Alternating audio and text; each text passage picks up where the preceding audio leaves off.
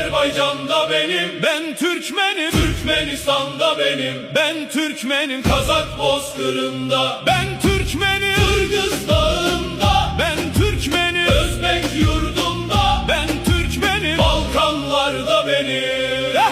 Bulgar diyarında izim var.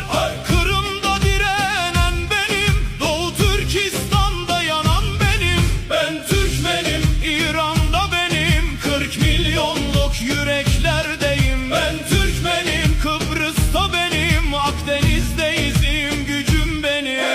ben Türkmenim, Irak'ta Türk'üm ben. ben Türkmenim, Suriye'de Türk'üm ben. Türkmenim, Lübnan'da, Ürdün'de, Filistin'de, Afyan'da ben.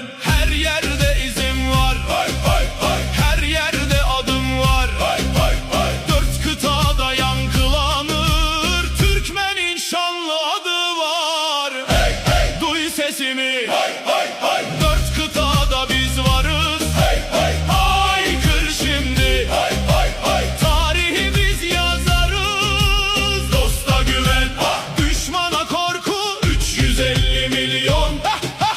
Tek yürek, tek ordu. Ay Var olsun Türkmen, hay hay hay. kahrolsun düşman. Hay hay hay, Var olsun Türkmen, kahrolsun düşman. Biriz diriyiz, yıkılmayız, eğilmeyiz. 1000 yıl değil, binlerce yıl silinmeyiz, unutulmayız. ben Türkmenim, Asya'dan doğdum, Avrupa'ya yürüdüm, Afrika'da iz bıraktım. ben Türkmenim, Tarihi yazan benim, dünyanın 4 kıtasında. destan olan benim. Hey hey, Duy sesimi, sarsılsın dünya. var olsun milletim, Zafer bizimle